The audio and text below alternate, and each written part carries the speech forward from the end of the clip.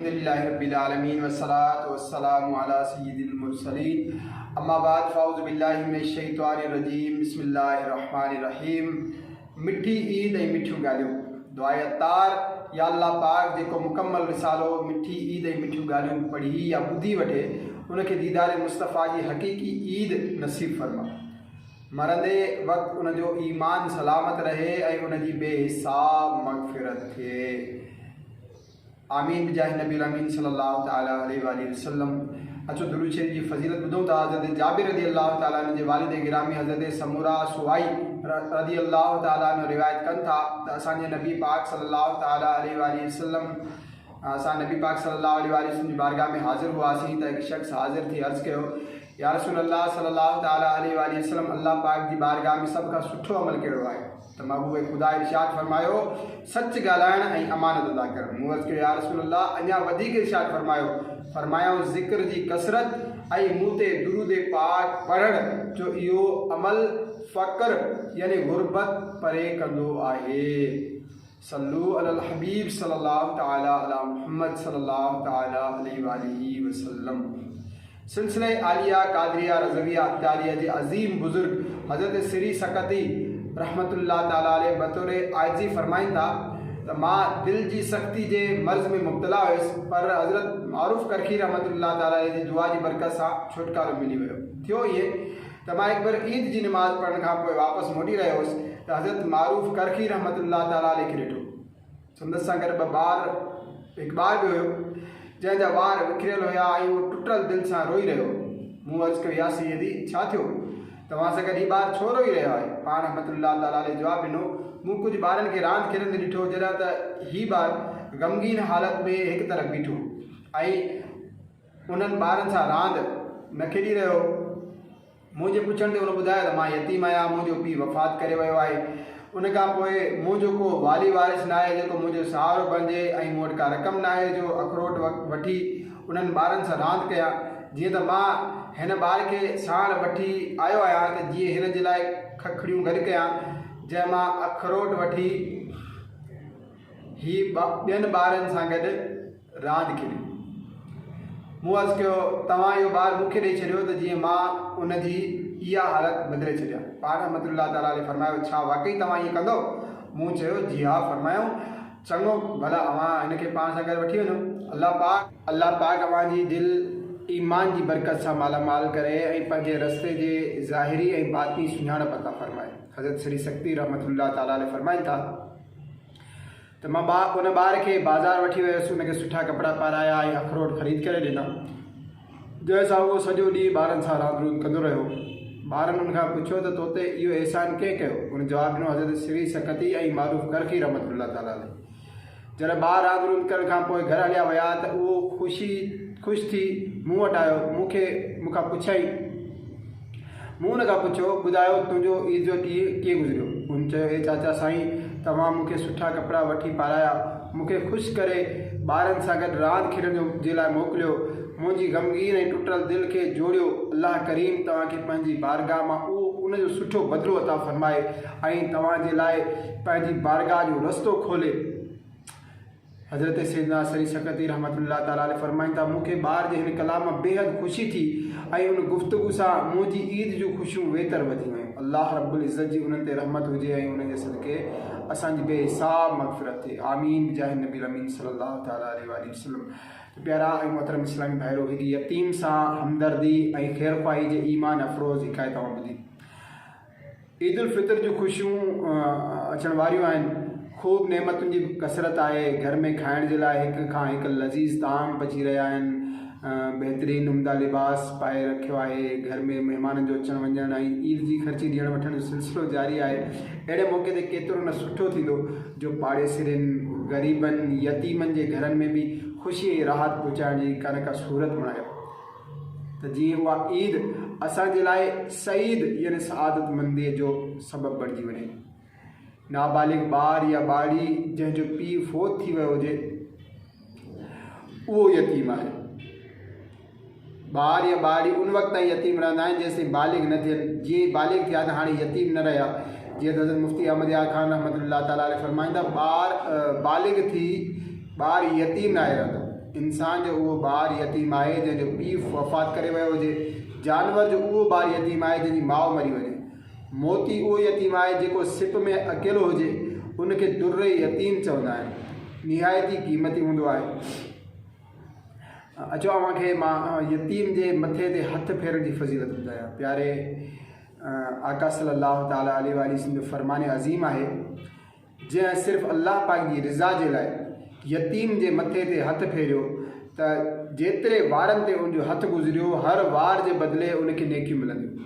यतीम जे मथे ते हथु फेरण ऐं मिस्किन खे खाधो खाराइण जी हिकु बरकत इहा बि आहे त उन सां दिलि जी सख़्ती दूरि थींदी आहे।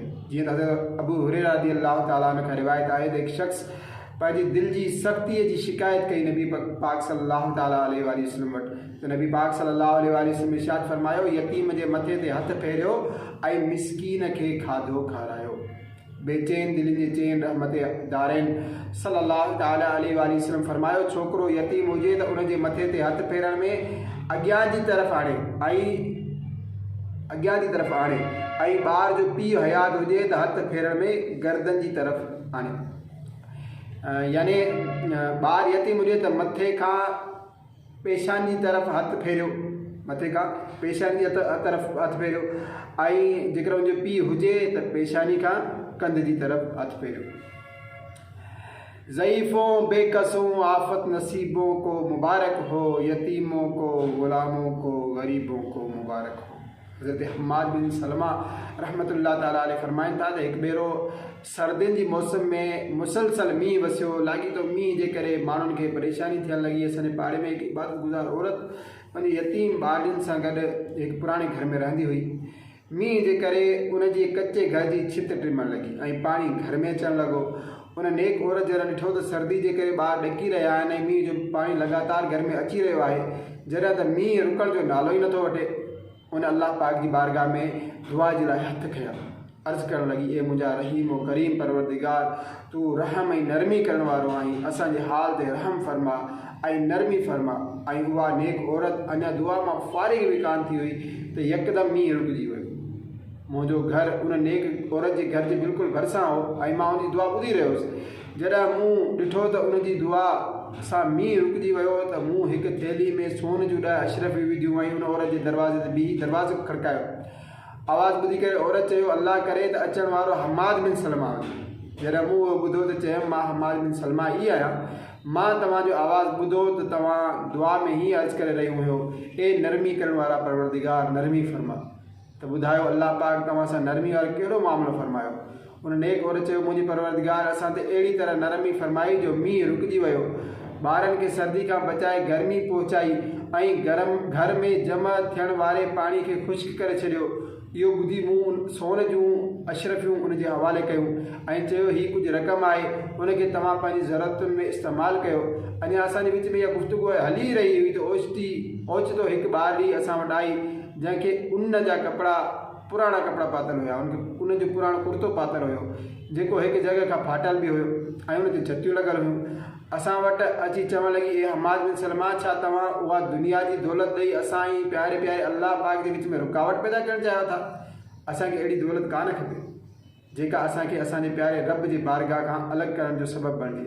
पोइ उन पंहिंजी माउ खे चयो, ए अमर साइण, जॾहिं असां अल्लाह पाक खां मुसीबतनि जी इल्तिजा कई त उन यकदमि दुनिया जी दौलत असांजी तरफ़ मोकिले छॾी। किथे ईअं न थिए जो असां हिन दौलत जे करे पंहिंजे मालिक हक़ीक़ी जे ज़िक्र खां गाफ़िल थी वञूं ऐं असांजी तवजो उन खां हटी करे कंहिं ॿिए तरफ़ हली वञे। पोइ इहा ॿारड़ी पंहिंजो चहिरो ज़मीन ते मलणु लॻी, ए असांजा पाक परवरदिगार, असांखे तुंहिंजी इज़त ऐं जलाल जो कसम, असां कॾहिं बि तुंहिंजे दर तां कोन वेंदासीं, असांजूं उमेदूं सिर्फ़ु तोसां ई वाबस्ता रहंदियूं, असां तुंहिंजे ई दर ते पियल रहंदासीं, जेतोणीकि असांखे धिकारियो वञे पर असां पोइ बि तुंहिंजे दर खे न छॾींदासीं। पोइ हुन ॿारड़ी मूंखे चयो, ए अल्लाह पाक तव्हांखे हिफ़्ज़ अमान में रखे, बराए करम तव्हां इहा रक़म वापसि खणी वञो ऐं जितां आंदी अथव उते रखे छॾियो। असांखे हिन दौलत जी का बि ज़रूरत न आहे, असांखे असांजो पालण वारो ख़ुदा पाक काफ़ी आहे, उहो असांखे कॾहिं बि मायूस कोन कंदो। असां पंहिंजूं सभई ज़रूरतूं उन पाक परवरदिगार जी बारगाह में पेश कयूं था, उहो ई असांजी ज़रूरतुनि खे पूरो करण वारो आहे, उहो ई तमामु जहाननि जो पालण वारो ऐं सॼी मख़लूक जो हाकिम ऐं वाली आहे। अल्लाह रब्बुल इज़्ज़त अज़्ज़ व जल जी उन्हनि ते रहमत हुजे ऐं उन्हनि जे सदके असांजी बेहिसाब मग़फ़िरत थिए। आमीन बिजाहि नबी अमीन सल्लल्लाहु तआला अलैहि वसल्लम। जन्नती इब्न जन्नती सहाबी इब्न सहाबी हज़रत अब्दुल्ला बिन अब्बास रज़ियल्लाहु तआला अन्हुमा फरमाइनि था, हुज़ूर नबी करीम सल्लल्लाहु तआला अलैहि वसल्लम इरशाद फरमायो, जेको कंहिं यतीम खे पंहिंजे खाधे पीते में शामिल करे त अल्लाह पाक उन जे लाइ यकीनी तौर जन्नत लाज़िम फरमाए छॾींदो आहे। पर ही जो को अहिड़ो गुनाह करे जेको नाक़ाबिले बख़्शिश हुजे। एक भी हदीस पाक में आए तो अल्लाह पाक जे आखिरी नबी मक्की मदनी मोहम्मद अरबी सल्लल्लाहु तआला अलैहि वसल्लम इरशाद फरमायो, जेको पाण वटि रहण वारे यतीम छोकिरे या छोकिरीअ सां भलाई करे त मां ऐं उहो जन्नत में हिन तरह पंहिंजूं ॿ आङुरियूं मिलाए फरमायो। यानी जीअं हिननि ॿिनि आङुरियुनि में को फ़ासिलो न आहे, ईअं ई क़यामत जे ॾींहुं मुंहुं में ऐं उन में का दूरी का न हूंदी। 5 ॿार ऐं ट्रेन जो सफ़र। ट्रेन में हिकु ग़मगीन शख़्स पंहिंजी भेण ऐं खेनि 5 ॿारनि सां सफ़र करे रहियो हो। उहो पाण त ट्रेन जी खिड़की भरिसां वेही कंहिं गहरी सोच में गुम हो ऐं वक़्फ़े सां भेण जे रोइण जो आवाज़ु ॿुधी करे लिकी उनखे तसली ॾींदो पियो वञे। जॾहिं त ॿार रेल जे पूरे डॿे में रांदि में मसरूफ़ हुया। उहो हेॾा भॼी रहियो, को होॾां, को सीट ते पियो चढ़े त को छाल पियो ॾिए। मतिलबु त रेल जो डॿो रांदि जे मैदान जो मंज़र पेश करे रहियो। ॿिया डॿे में वेठल मुसाफ़िर ॿारनि जी हिन हरकतुनि सां घणो परेशान थी रहिया हुआ। एतिरे में हिकु शख़्स खे कावड़ अची वई ऐं हू उन ग़मगीन शख़्स खे ॿारनि जो पीउ सम्झी उन वटि अची चवणु लॻो, जनाब पंहिंजे ॿारनि खे त संभाल, हीअ ट्रेन आहे, को रांदि जो मैदान कोन्हे, को हेॾां बि डोड़े को होॾां, अलाह न करे हलंदा ट्रेन मां को किरी पियो त तव्हां त सोचनि में ईअं गुम आहियो ॼण ख़बर न आहे छा थी वियो आहे। ग़मगीन शख़्स जी दिलि ॾुख मां भरिजी आई ऐं हू हबकाईंदे चवणु लॻो, अदा ही मुंहिंजा ॿार न आहिनि बल्कि मुंहिंजा भाणेजा आहिनि। अॼु सुबुह हिननि ॿारनि जो पीउ वफ़ात करे वियो आहे। असां जनाज़े में पिया वञूं। अञा हिननि ॿारनि खे ख़बर न आहे त इन्हनि जो पीउ हमेशह जे लाइ इन्हनि खां विछड़ी वियो आहे। हाणे तव्हां ॿुधायो त मां कीअं हिननि ॿारनि खे उहा दर्दनाक ख़बर ॿुधायां। मूं में त हिननि ॿारनि खे रोकण जी हिमत न आहे। उहो ॿुधी उन शख़्स समेत सभिनी मुसाफ़िरनि जो गुस्सो ॿारनि जी हमदर्दी ऐं मोहबत में बदिली वियो ऐं हाणे सभई मुसाफ़िर वॾी हमदर्दी ऐं शफ़क़त भरियल नज़रुनि सां उन्हनि जी तरफ़ ॾिसी रहिया हुआ। प्यारा इस्लाम भाइयो, हीअ वाक़ई तोड़े जो फ़र्ज़ी आहे, पर असांखे घणो कुझु सेखारे रहियो आहे। अल्हम्दुलिल्लाह असांजे मुआशिरे में अहिड़ा माण्हू बि आहिनि जेकी ग़रीबनि, यतीमनि, ॾुखायलनि, बेसहारनि माण्हुनि सां हमदर्दी कंदा ऐं उन्हनि जा ॾुख समेटींदा आहिनि, उन्हनि जे ॾुख सुख में कमु ईंदा आहिनि, जेका हिकु तमामु वॾी नेकी आहे। कंहिं मुस्लमान जी दिलि में ख़ुशी दाख़िल करणु हुअं ई वॾो सवाब जो कमु आहे। ऐं जेकॾहिं उहो को ग़रीब या यतीम हुजे त सुठियूं नियतूं करण सां सवाबु अञा वधी सघे थो। अफ़सोस अॼुकल्ह हालात तमामु घणो बदिलिजी चुका आहिनि। हाणे ग़रीबनि यतीमनि सां हमदर्दी ऐं ख़ैरख़्वाही जो जज़्बो घटि थींदो नज़र पियो अचे। पाड़े में मौजूदु ज़रूरतमंदनि ऐं सफ़ेद पोश माण्हुनि सां घटि माण्हू ताउन कनि था। ईद जो मौक़ो हुजे या घर में ख़ुशी जी तकरीब, ॿार जी शादी हुजे या रिश्तेदारनि जे लाइ इफ़्तारी जो प्रोग्राम, जेकॾहिं कंहिं तवजो ॾियारी त बचियल खाधो कंहिं ग़रीब ॾे ॾिनो वेंदो आहे। न त ख़ुशियुनि जे मौक़े ते उन्हनि ग़रीबनि खे केरु यादि करण वारो कोन हूंदो आहे। छा तव्हांखे ख़बर न आहे त सुठो घर ऐं बुरो घर कहिड़ो आहे? अचो हिन बाबति फ़रमान मुस्तफ़ा ॿुधूं था।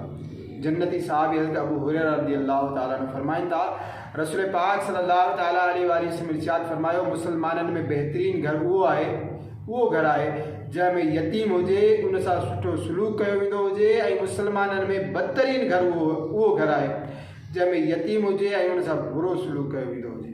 हज़रत मुफ्ती अहमद यार ख़ान नईमी रहमतुल्लाह ताला अलैहि हिन हदीस पाक जी शरह में फरमाइनि था, यतीम सां हुस्न सलूक जूं कई सूरतूं आहिनि। उन जी परवरिश, उन जे खाधे पीते जो इंतज़ाम, उन जी तालीम ऐं तरबियत, उन खे दीनदार नमाज़ी बणाइणु, सभु उन में दाख़िल आहिनि। मक़सदु त जेको सलूक पंहिंजे ॿार सां कयो वेंदो आहे उहो ई यतीम सां सलूक कयो वञे। मुस्तफ़ा जान रहमत सल्लल्लाहु ताला अलैहि वसल्लम फरमायो, जंहिं दस्तरख़्वान ते यतीम हूंदो आहे, शैतान उन दस्तरख़्वान ते जे वेझो न आहे ईंदो। अफ़सोस, 100 करोड़ अफ़सोस, हाणे मुआशिरे में अहिड़ा बदनसीब आहिनि जेकी यतीम ॿारनि सां सुठो सलूक करणु बदिरां उन्हनि ते ज़ुल्म ऐं सितम कंदा, उनजो माल फॿाईंदा, मिल्कियतुनि ते कब्ज़ो कंदा, तरह तरह उन्हनि सां ज़ुल्म कंदा, उन्हनि मज़लूमनि खे सताईंदा, रुलाईंदा, उन्हनि जी बददुआऊं वठंदा आहिनि। हज़रत अबू बरज़ा रज़ी अल्लाह ताला खां रिवायत आहे त रसूल अकरम सल्लल्लाहु ताला अलैहि वसल्लम इरशाद फरमायो, बरोज़े क़यामत अल्लाह पाक हिकु क़ौम खे उन्हनि जे क़ब्रुनि मां हिन हालत में उथारींदो जो उन्हनि जे वात मां भड़कंदड़ बाहि निकिरी रही हूंदी। अर्ज़ु कयो वियो, या रसूल अल्लाह, उहे कहिड़ा माण्हू हूंदा? इरशाद फरमायो, छा तव्हां ॾिठो न आहे?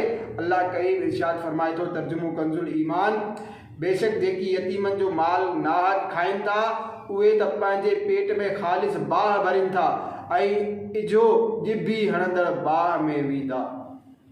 ए ज़ालिमो, ए यतीमनि जा माल फबाइण वारो, उन्हनि जे प्लाटनि ते नाजाइज़ कब्ज़ा करण वारो, यतीम जो माल भड़कंदड़ बाहि आहे, उनखे ॻीहण ॼण बाहि खे ॻीहण आहे। अॼु त उहो माल निहायत भलो लॻी रहियो आहे, पर हिकु ॾींहुं उहो हलाकत जो सबबु बणिजी वेंदो। अॼु तव्हांखे पंहिंजी ताक़त ते वॾो नाज़ आहे, पर जॾहिं क़यामत जो ॾींहुं थींदो उन वक़्तु तव्हांजी हिकु ॻाल्हि बि न ॿुधी वेंदी।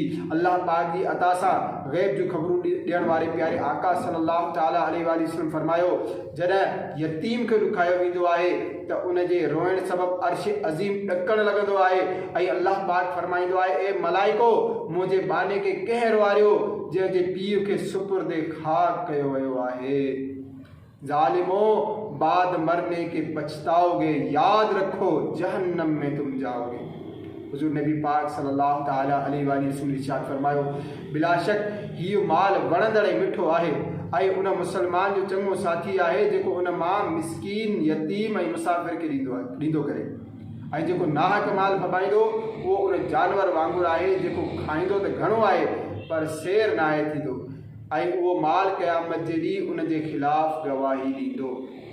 हिकु भेरो हज़रत सैयदना ईसा अलैहिस्सलाम कंहिं तरफ़ वञी रहिया हुआ त रस्ते में शैतान खे ॾिठऊं जेको हिकु हथ में माखी ऐं ॿिए हथ में खाक खयों पियो वियो। पाण अलैहिस्सलाम पुछियो, ए दुश्मन ख़ुदा, ही माखी खाक तुंहिंजे कहिड़े कमु ईंदी आहे? चई, माखी गीबत करण वारनि जे चपनि ते लॻाईंदो आहियां त जीअं उहे हिन गुनाह में अॻिते वधनि, ऐं खाक यतीमनि जे मुंहं ते मलींदो आहियां त जीअं माण्हू उन्हनि खां नफ़रत कनि।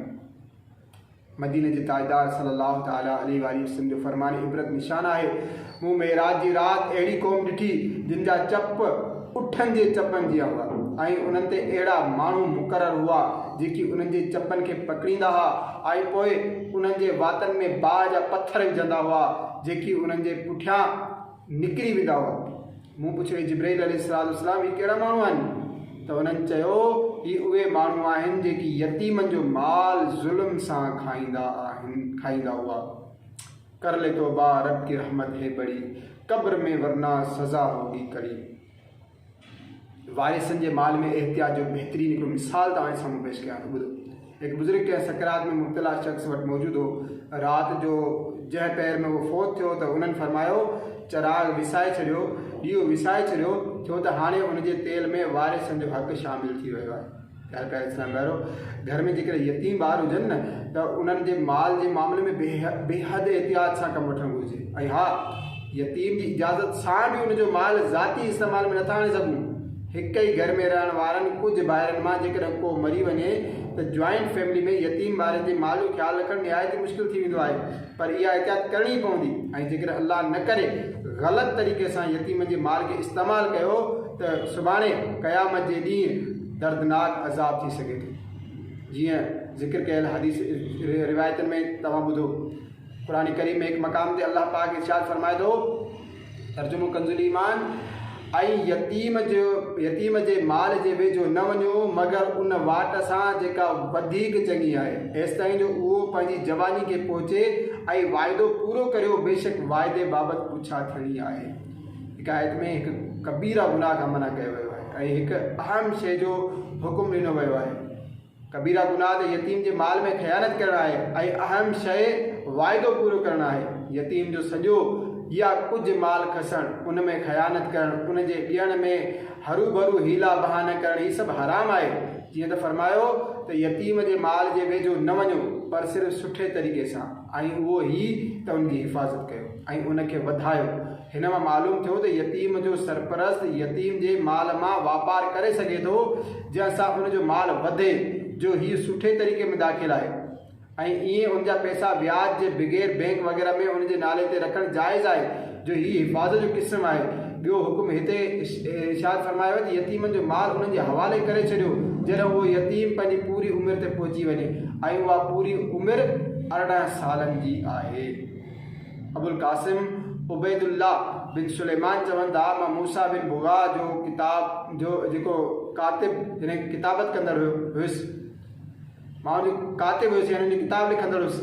उन वक़्तु असां रे ईरान जे दारुल हुकूमत जंहिंजो नालो हाणे तेहरान आहे में हुआसीं ऐं उतां जो काज़ी हज़रत अहमद बिन बुदैल कूफ़ी रहमतुल्लाह ताला अलैह मूसा बिन बुगा जे उन इलाइक़े में कुझु ज़मीन हुई जंहिंमें उहो तामीराती कमु करणु चाहे पियो। उन जॻह जी बिल्कुलु भरिसां हिकु ज़मीन जो टुकड़ो यतीम ॿार जो। मूंखे मूसा बिन बुगा हुकुम ॾिनो त उते वञी ज़मीन वग़ैरह ॾिसी अचु ऐं वधीक ज़मीन ख़रीदणी पए त ख़रीदे वठि। मां उते पहुतुसि ऐं ज़मीन ॾिठी त उहा ई ॻाल्हि सम्झ में आई त जेसिताईं हुन यतीम ॿार जी ज़मीन न ख़रीदी वेंदी तेसिताईं तामीराती कमु चङी तरह सां थी न सघंदो। जीअं त मां उतां जे काज़ी हज़रत अहमद बिन बुदैल रहमतुल्लाह ताला अलैह वटि वियुसि ऐं अर्ज़ु कयमि अवां यतीम ॿार जी ज़मीन असांखे विकिणो। काज़ी साहिबु इनकार कंदे चयो उन यतीम खे पंहिंजी ज़मीन विकिणण जी अञा का ज़रूरत न आहे ऐं मां ज़रूरत नथो करे सघां जो ज़मीन विकिणे उनखे ज़मीन खां महरूम करे छॾियां। थी सघे थो त मां ज़मीन जे बदिले क़ीमत वठी छॾियां ऐं अल्लाह न करे कंहिं तरह उनजो माल हलाक थी वञे त ॼण मां उनजी हक़ खे ज़ाया करण वारो थी वेंदुसि। मूं चयो तव्हां असांखे उहा ज़मीन ॾियो असां उनजी ॿीणी क़ीमत ॾींदासीं। काज़ी साहिबु चयो मां ॿीणी क़ीमत ते बि इहा ज़मीन कोन विकिणंदुसि छो त माल त घटिजंदो वधंदो रहंदो आहे।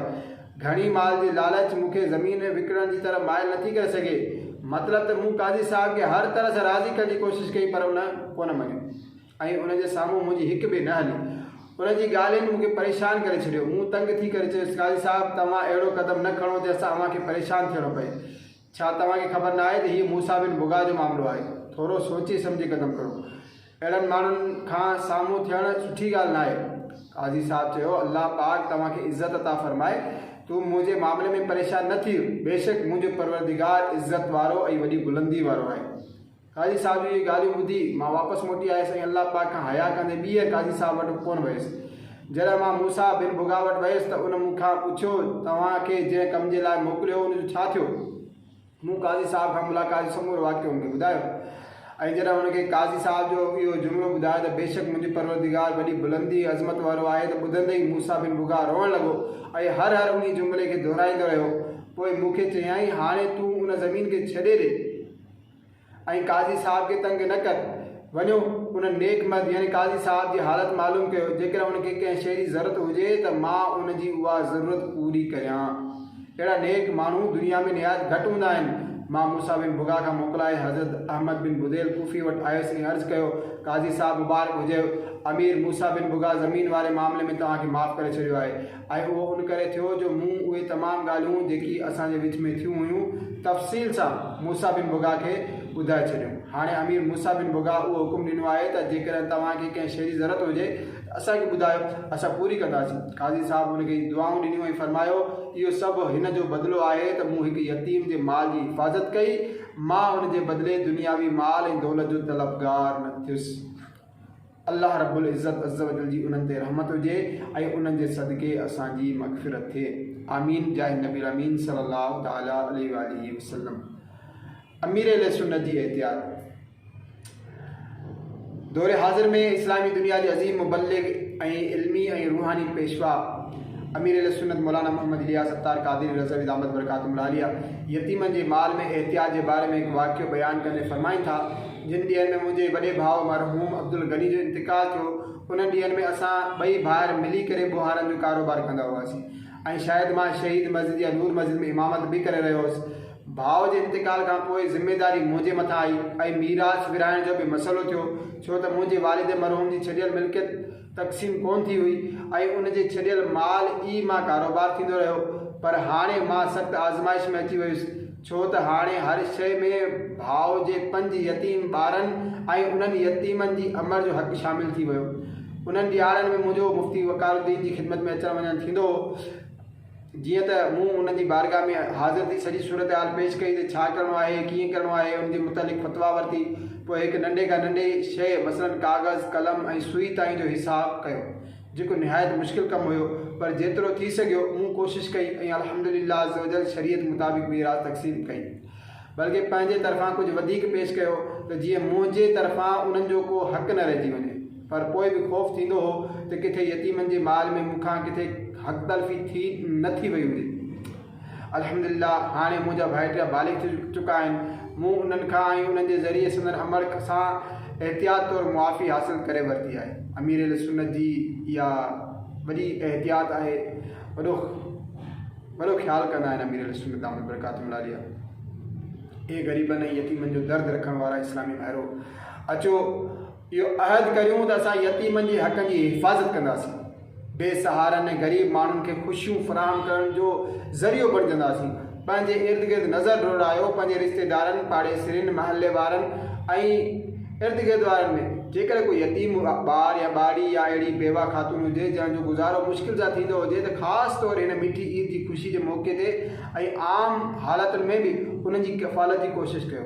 हर महीने उन्हनि जे घर राशन ॾियारियो, ईद जे मौक़े ते यतीम ॿारनि खे नवां ऐं ख़ूबसूरत कपिड़ा पहुचायो, ईद ते कुझु मुनासिब रक़म बाइज़त तरीक़े सां पेश करे उन्हनि ग़रीबनि, बेसहारनि ऐं दर्दमंदनि जी दिलि जूं दुआऊं कटियो। अल्लाह पाक जे आख़िरी नबी मक्की मदनी मुहम्मद अरबी सल्लल्लाहु तआला अलैहि वसल्लम इरशाद फरमायो, जेको कंहिं यतीम या बेवा जी किफ़ालत करे अल्लाह पाक उनखे बरोज़े क़यामत अर्श जो सायो अता फरमाईंदो।